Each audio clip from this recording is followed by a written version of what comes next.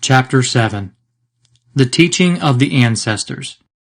Some Pharisees and teachers of the law who had come from Jerusalem gathered around Jesus. They noticed that some of his disciples were eating their food with hands that were ritually unclean. That is, they had not washed them in the way the Pharisees said people should. For the Pharisees, as well as the rest of the Jews, follow the teaching they received from their ancestors. They do not eat unless they wash their hands in the proper way, nor do they eat anything that comes from the market unless they wash it first. And they follow many other rules which they have received, such as the proper way to wash cups, pots, copper bowls, and beds. So the Pharisees and the teachers of the law asked Jesus, "Why is it that your disciples do not follow the teaching handed down by our ancestors, but instead eat with ritually unclean hands?" Jesus answered them, "How right Isaiah was when he prophesied about you. You are hypocrites, just as he wrote. These people, says God, honor me with their words, but their heart is really far away from me. It is no use for them to worship me because they teach human rules as though they were my laws. You put aside God's command and obey human teachings." And Jesus continued, "You have a clever way of rejecting God's law in order to uphold your own teaching.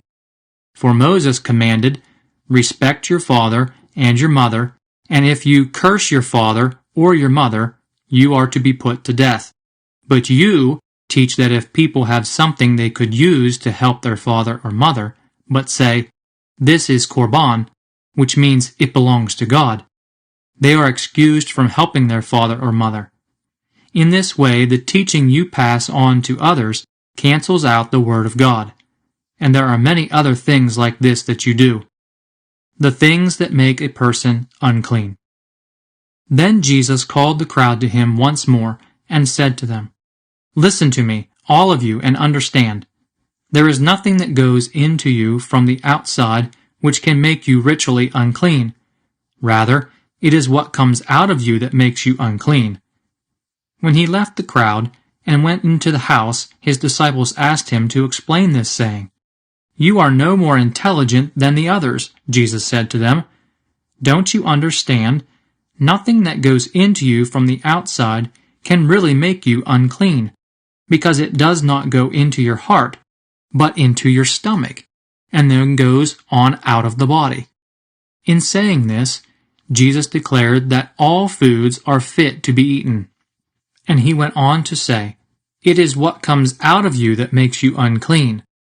For from the inside, from your heart, come the evil ideas which lead you to do immoral things, to rob, kill, commit adultery, be greedy, and do all sorts of evil things, deceit, indecency, jealousy, slander, pride, and folly.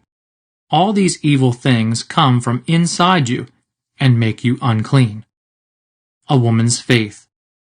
Then Jesus left and went away to the territory near the city of Tyre. He went into a house and did not want anyone to know he was there, but he could not stay hidden. A woman, whose daughter had an evil spirit in her, heard about Jesus and came to him at once, and fell at his feet. The woman was a Gentile, born in the region of Phoenicia in Syria. She begged Jesus to drive the demon out of her daughter. But Jesus answered, "Let us first feed the children. It isn't right to take the children's food and throw it to the dogs." "Sir," she answered, "even the dogs under the table eat the children's leftovers." So Jesus said to her, "Because of that answer, go back home, where you will find that the demon has gone out of your daughter." She went home and found her child lying on the bed. The demon had indeed gone out of her. Jesus heals a deaf mute. Jesus then left the neighborhood of Tyre and went on through Sidon to Lake Galilee, going by way of the territory of the 10 towns. Some people brought him a man who was deaf and could hardly speak, and they begged Jesus to place his hands on him. So Jesus took him off alone, away from the crowd, put his fingers in the man's ears, spat, and touched the man's tongue. Then Jesus looked up to heaven, gave a deep groan, and said to the man, "Ephphatha," which means, "Open up." At once the man was able to hear. His speech impediment was removed, and he began to talk without any trouble. Then Jesus ordered the people not to speak of it to anyone, but the more he ordered them not to, the more they told it. And all who heard were completely amazed. "How well he does everything," they exclaimed. "He even causes the deaf to hear and the dumb to speak."